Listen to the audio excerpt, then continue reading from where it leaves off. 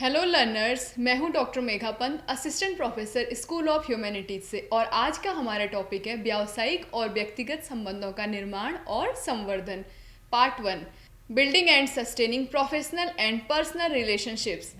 पिछले व्याख्यान में हम बात कर रहे थे effective communication for maintaining healthy relationships, अर्थात अच्छे संबंधों के लिए प्रभावी संचार, जिसमें हमने जाना कि किस प्रकार संचार के प्रभावी होने से आपसी दूरियां कम होती हैं और रिश्ते मजबूत होते हैं। आज के व्याख्यान में हम चर्चा करेंगे संबंध बनाने के वास्तविक अर्थ और उनके महत्व की, व्यावसायिक और व्यक्तिगत संबंधों के निर्माण की। व्यक्तिगत और व्यावसायिक संबंधों में अंतर को हम जानेंगे। अच्छे संबंधों के निर्माण में संवाद का महत्व हम समझेंगे। विश्वास, सहानुभूति की भूमिका को पहचानना सीखेंगे और साथ ही सकारात्मक और सहयोगात्मक संबंधों के लिए आवश्यक कौशलों की पहचान करने सीखेंगे। अब सर्वप्रथम जानते हैं कि संबंध बनाने का अर्थ क्या है। सरल शब्दों में समझें तो जब दो लोग एक दूसरे को समझते हैं, एक दूसरे पर भरोसा करते हैं और एक दूसरे के साथ समय बिताते हैं, तो वह लगाव ही संबंध होता है। अर्थात किसी व्यक्ति के साथ भावनात्मक, सामाजिक, मानसिक और व्यावसायिक स्तर पर ऐसा जुड़ाव जो आपकी समझ, विश्वास, संवाद, आदान प्रदान और सहयोग पर आधारित हो। उदाहरण के तौर पर देखें तो माता पिता और बच्चों के बीच प्रेम का संबंध, दो सहकर्मियों के बीच व्यावसायिक संबंध, दो दोस्तों की आपसी समझ, ये सब क्या है? ये सब संबंधों के उदाहरण हैं। अब जानते हैं कि संबंध बनाना क्यों आवश्यक है। महान दार्शनिक अरस्तु ने अपनी पुस्तक पॉलिटिक्स में लिखा है, मनुष्य एक सामाजिक प्राणी है, अर्थात बिना समाज के हमारा कोई अस्तित्व नहीं है। हमें मानसिक, भावनात्मक और व्यावहारिक रूप से जुड़ने के लिए दूसरों की हमेशा आवश्यकता होती है। संबंध हमें यह जुड़ाव प्रदान करता है। संबंध से क्या होता है? हम एक दूसरे से जुड़े हुए महसूस करते हैं। अच्छे संबंध जीवन के कठिन समय में हमारा सहारा बनते हैं। जैसे परिवार के लोग एक दूसरे का सुख दुख में भावनात्मक समर्थन देते हैं, मदद प्रदान करते हैं। अच्छे संबंध होते हैं तो हमें आत्मविश्वास की भावना आती है, आत्मसम्मान बढ़ता है। और हमेशा मजबूत संबंध बनाने के लिए आपसी विश्वास को बहुत मजबूत बनाएं। आपसी विश्वास कैसे मजबूत होगा? इसके लिए आपको जो इवेंट्स हैं, प्रोग्राम्स हैं, उसमें शामिल होकर के अपने व्यक्तिगत और व्यावसायिक दोनों संबंधों को बेहतर बना सकते हैं, क्योंकि यहाँ आपको एक दूसरे को जानने और समझने का पर्याप्त समय मिलता है। अब यदि हम संगठनों की सदस्यता की बात करें तो उससे आपको बहुत अधिक नेटवर्किंग के अवसर मिलेंगे और ये नेटवर्क भविष्य में सहयोग, साझेदारी या नौकरी के अवसरों में बहुत सहायक होंगे आपके लिए। प्रतिष्ठित संगठन की सदस्यता से आपकी प्रोफेशनल छवि सुधरेगी और आपके संबंध अधिक मजबूत होंगे और इससे दिखेगा कि आप अपने कार्य के प्रति कितने अधिक समर्पित हैं। संगठनों द्वारा विभिन्न नौकरियों, प्रोजेक्ट्स की सूचना अपने सदस्यों को पहले ही दी जाती है। संगठन के सदस्य बनने से आप अपने उद्देश्यों और विचारों को आपस में साझा कर सकते हैं। अब समझते हैं कि संबंध बनाने का महत्व क्या है। लर्नर, संबंध हमारे मानसिक और शारीरिक स्वास्थ्य को तो बेहतर बनाते ही हैं। क्यों? क्योंकि यदि आपके अपने परिवार से, अपने सहकर्मियों से रिश्ते अच्छे होंगे तो स्वाभाविक रूप से आप मानसिक रूप से स्वस्थ रहेंगे, क्योंकि आप बिल्कुल चिंता मुक्त होकर कार्य करेंगे। और जब मानसिक रूप से आप स्वस्थ होंगे तभी आप शारीरिक रूप से भी स्वस्थ होंगे। आपसी संचार आपका बिना बाधा के होगा, जो क्या होगा? खुला संचार होगा, जिसमें बिना डर, बिना झिझक, बिना संकोच के आप अपने मन की बात, अपनी जानकारी, अपनी राय दूसरे तक व्यक्त कर सकेंगे। संबंध अच्छे होंगे तो क्या होगा? विश्वास और सहयोग की भावना बढ़ेगी। यदि व्यावसायिक तौर पे देखें तो ग्राहकों में वफादारी और संतुष्टि की भावना को बढ़ाता है, जो क्या है? जो आपके व्यक्तिगत और व्यावसायिक विकास में मददगार है। और इससे क्या होगा? प्रगति के निरंतर नए अवसर हमें मिलेंगे।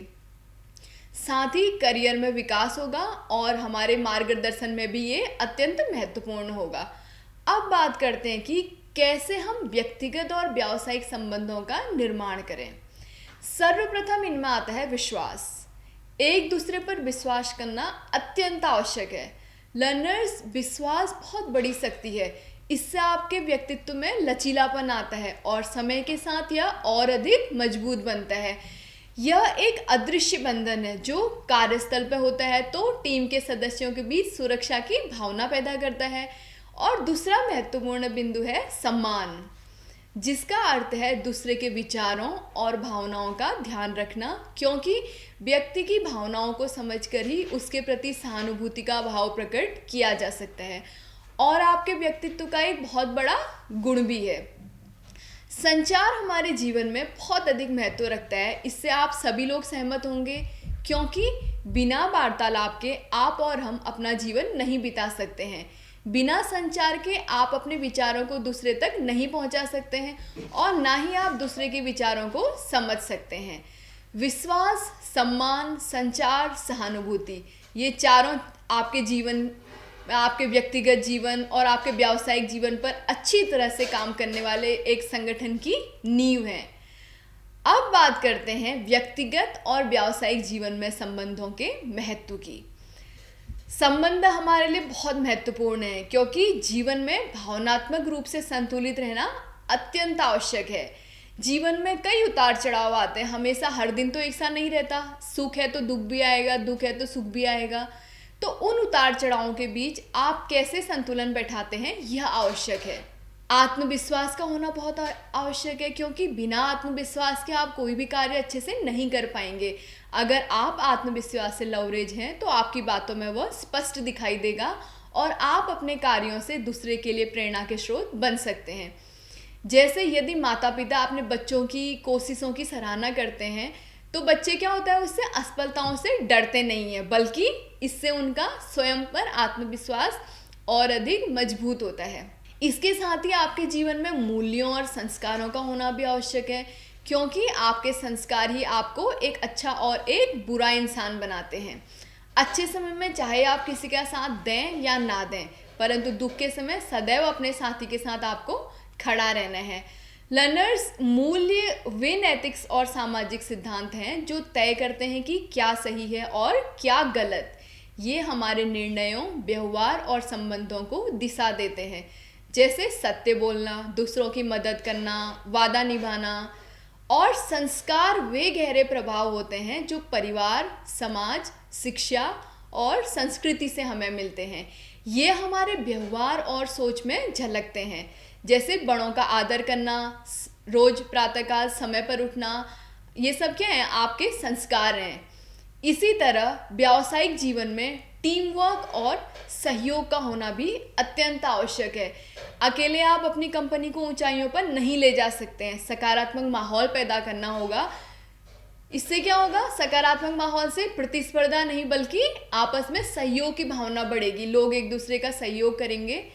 आपकी टीम में कई सारे लोग होंगे जो अपने अपने फील्ड के एक्सपर्ट्स होंगे, तो जब सब आपस में मिलकर काम करेंगे तभी संस्थान को सफलता मिलेगी। एक दूसरे के सहयोग से सफलता निश्चित है। सही समय पर सही निर्णय लेंगे तो आपकी सफलता आपको प्राप्त होगी और आप अपनी कठिनाइयों का प्रबंधन कर सकेंगे। इससे रचनात्मकता और नवाचार को बढ़ावा मिलेगा और यदि आपका प्रोफेशनल नेटवर्क अच्छा है तो निश्चय ही आपके करियर में ग्रोथ होगी। आपकी सफलता के मूल में अच्छे संबंध ही आते हैं। अब आगे हम व्यक्तिगत और व्यावसायिक संबंधों की तुलना पर बात करते हैं। सबसे पहले हम भावना के पहलू को देखते हैं।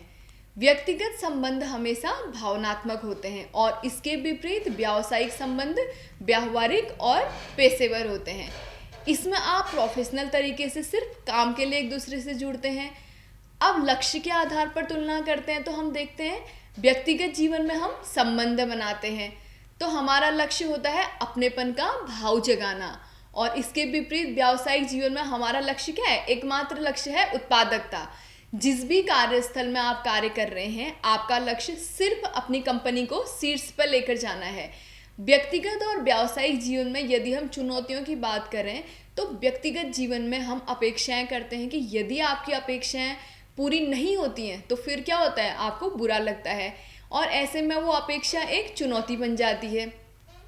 व्यक्तिगत और व्यावसायिक जीवन की एक सबसे बड़ी चुनौती है जो क्या है, प्रतिस्पर्धा, एक दूसरे से आगे बढ़ना, अपनी कंपनी को नंबर 1 पर लाना। आपकी छवि और आपका प्रभाव कि आपके संबंधों को मजबूत करने में एक बहुत महत्वपूर्ण भूमिका निभाता है। जब भी आप किसी से बात करते हैं तो अपनी बात को हमेशा कम शब्दों में कहें और उचित भाषा का प्रयोग करें। जब भी आप अपने विचारों को किसी को बांटते हैं या जब भी आप किसी की बातों से खुश होते हैं, किसी के विचार आपको पसंद आते हैं, तो हमेशा उन्हें व्यक्तिगत पत्र भेजें ताकि सामने वाले को एहसास हो कि वह आपके बिना आपके लिए कितना अधिक महत्वपूर्ण है। इससे संबंधों की गहराई बनी रहती है और आपका संबंध मजबूत बनता है। यदि किसी व्यक्ति को उसके नाम से बुलाते हैं तो इससे आपस में एक जुड़ाव बनता है, अपनेपन का एहसास होता है। अब हम समझते हैं व्यक्तिगत और व्यावसायिक संबंधों की नींव मजबूत करने के लिए आपको क्या करना है। सबसे पहले इस बात है सुनना और समझना, जो किसी भी रिश्ते के लिए ज़रूरी है, क्योंकि बिना सुने और समझे आप किसी के लिए अपनी राय नहीं बना सकते हैं। किसी को जानने के लिए उसे सुनना और समझना जरूरी है। दूसरे व्यक्ति को पहले बोलने दें, फिर अपनी राय रखें। किसी पर भी अपनी राय थोपना अपने रिश्ते के लिए सही नहीं है। दूसरे नंबर पर आता है ईमानदारी और विश्वास। जब तक आप किसी रिश्ते के प्रति ईमानदार नहीं होंगे तब तक आपके रिश्ते मजबूत नहीं होंगे। ईमानदारी के साथ एक दूसरे पर विश्वास का होना भी अत्यंत आवश्यक है। अब बात करते हैं सहानुभूति और समझ की, जो किसी भी रिश्ते के लिए आवश्यक है। हमें हर व्यक्ति के प्रति सहानुभूति रखनी चाहिए और दूसरे की भावनाओं के प्रति सम्मान की भावना और हमारे अंदर समझ विकसित होनी चाहिए। एक दूसरे को हमें पर्याप्त समय देना चाहिए, क्योंकि समय देने से ही हर रिश्ता मजबूत बन सकता है। और कई बार रिश्ते समय ना होने के कारण खराब हो जाते हैं। और आज हम जिस 21वीं सदी में जी रहे हैं तो हर कोई अपने कार्य में व्यस्त है। समय की कमी के कारण क्या हो रहा है, रिश्ते निरंतर खराब हो रहे हैं। और आपके लिए एक बहुत महत्वपूर्ण पहलू है स्वीकृति और सहनशीलता का होना। स्वीकृति से क्या तात्पर्य है, किसी व्यक्ति, विचार या परिस्थिति को स्वीकार करना। और सहनशीलता वे गुण हैं जो रिश्तों में टकराव को कम करते हैं। रिश्तों में तटस्थ प्रतिक्रिया से भी बचना चाहिए, क्योंकि कम समय में कई बार आप चीज़ों को बिना समझे ही रिएक्ट कर देते हैं। इसीलिए हर प्रतिक्रिया ना तो तुरंत हो और ना ही अधिक देर से हो। अपनी सोच के साथ आपको अपनी प्रतिक्रिया को व्यक्त करना अत्यंत आवश्यक है। आपने एक सुना होगा, सबका साथ सबका विकास।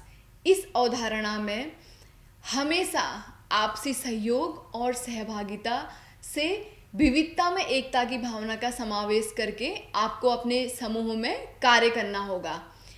जब आप सब साथ मिलकर कार्य करेंगे तो क्या होगा, आपकी कंपनी का विकास होगा और उसमें क्या होगा, आप सब में आपसी सहयोग की भावना मजबूत होगी, तो आप सब एक साथ एक दूसरे की मदद करेंगे।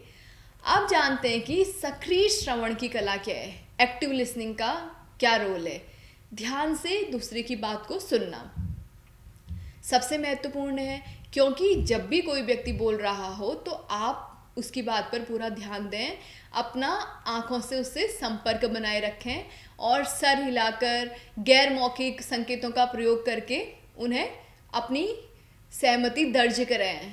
बीच में ना टोकें, कभी भी बीच में नहीं टोकना चाहिए, क्योंकि प्रश्न पूछने से पहले मुख्य बिंदुओं की आपको व्याख्या कर लेनी चाहिए, क्योंकि आप हो सकता है जो क्वेश्चन आप पूछ रहे हैं उसे आपने सही ढंग से समझा भी है या नहीं समझा है। इससे पता चलता है कि आप बातचीत में सक्रिय रूप से शामिल हैं, क्योंकि जब आप क्वेश्चन पूछेंगे तभी पता चलेगा कि आपने एक्टिव लिसनिंग की है, आप सक्रिय रूप से वहाँ पर थे और उनके दृष्टिकोण को समझने के लिए आपको प्रतिबद्ध होना जरूरी है। लर्नर्स, प्रतिबिंबित में हम क्या करते हैं, जब हम दूसरे को महसूस कराते हैं कि हम उनकी भावनाओं और विचारों को समझ रहे हैं। जैसे मैंने बताया, आप लोग नॉन वर्बल कम्युनिकेशन का यूज करेंगे, सर हिलाएंगे। इससे क्या होगा, वक्ता को पता चलेगा कि आप उनकी बात को सुन रहे हैं। और लर्नर्स, हाँ या ना में प्रश्न पूछने के बजाय हमेशा ऐसे प्रश्न पूछें, कैसे, क्या और क्यों। इससे हमारे रिश्ते अच्छे बनेंगे, रिश्तों में गहराई बढ़ेगी, रिश्तों में विश्वास बढ़ेगा और आपसी गलतफहमियों को दूर करने में मदद मिलेगी। इससे पता चलेगा कि हम एक दूसरे की भावनाओं और विचारों को बहुत अच्छी तरह से समझ रहे हैं और आप दूसरे की सहानुभूति भी अर्जित कर लेंगे, क्योंकि प्रतिक्रिया देने से आपके संबंध मजबूत होते हैं। और रिश्तों को अच्छा बनाने के लिए आवश्यक है संघर्ष और सहमति को भी समझना। तो अब बात करते हैं संघर्ष और सहमति की, संघर्ष और असहमति की। कोई भी व्यक्तिगत व्यावसायिक संबंध संघर्षों या कठिनाइयों से अछूते नहीं रहते हैं। जब संघर्ष उत्पन्न होता है तो उन्हें सक्रिय रूप से संबोधित करना और रचनात्मक समाधान ढूंढना बहुत अधिक महत्वपूर्ण है। सबसे पहले आपको संघर्ष के मूल कारण का पता लगाना है। दूसरा, यदि आपकी बातों से वे असहमत हैं तो आपको उनकी असहमति के कारणों को जानना है और उन्हें दूर करने का हर संभव प्रयास करना है। और आगे बढ़ने के लिए हमेशा नाराज़गी को छोड़कर क्षमा का गुण अपनाना है। यदि आप अपने रिश्तों को अच्छा बनाना चाहते हैं तो आपको दूसरे को माफ़ करना सीखना होगा। झगड़ों को आगे ना बढ़ने दें, हमेशा आप अपना ध्यान समाधान खोजने पर ही केंद्रित करें। लर्नर्स, किसी से नाराज़ होना कभी किसी समस्या का हल नहीं हो सकता। अपनी आवश्यकताओं और चिंताओं को सम्मानपूर्वक व्यक्त करें और अपनी आवश्यकताओं को खुलकर साझा करें और अपनी चिंताओं के बारे में हमेशा चर्चा करें। जब भी टकराव उत्पन्न होता है तो दूसरे व्यक्ति के दृष्टिकोण को समझने के लिए सक्रिय रूप से सुनने का अभ्यास करें। रक्षात्मक होने या धारणाएं बनाने से हमेशा बचें। इसके बजाय उनकी चिंताओं को समझने पर अपना ध्यान केंद्रित करें। आपस में मिलकर ही आप समस्या का समाधान खोज सकते हैं और उससे हमेशा समझौता करने के लिए तैयार रहें। यदि मुद्दा कोई विशेष रूप से जटिल है तो क्या होगा, एक तटस्थ, एक तीसरे पक्ष का शामिल होना आवश्यक है जो आपके बीच में मध्यस्थता की भूमिका निभाएगा। वो व्यक्ति आपका विश्वसनीय होना चाहिए जो आपकी समाधान प्रक्रिया को सुविधाजनक बनाने में आपकी मदद करेगा। इससे आपसी संघर्ष कम होगा और आपके रिश्ते बेहतर होंगे। अब अधिगम निष्कर्ष की बात करते हैं। आज के व्याख्यान में हमने बात की संबंधों की नींव किन मूल तथ्यों पर आधारित होती है। व्यक्तिगत और व्यावसायिक जीवन में मजबूत संबंधों की क्या आवश्यकता है। सक्रिय रूप से बेहतर संवाद और विश्वास निर्माण की प्रक्रिया को हमने जाना। अच्छे संबंधों के लिए उपयुक्त आवश्यक मूल्यों की समझ विकसित हुई हमारे अंदर। संवाद की भूमिका को स्पष्ट रूप से पहचानना हमने सीखा। व्यावसायिक और व्यक्तिगत संबंधों में संतुलन का महत्व जाना। लर्नर्स, अब अगले व्याख्यान में हम इसी टॉपिक के पार्ट 2 में फिर से मिलते हैं। तब तक के लिए धन्यवाद।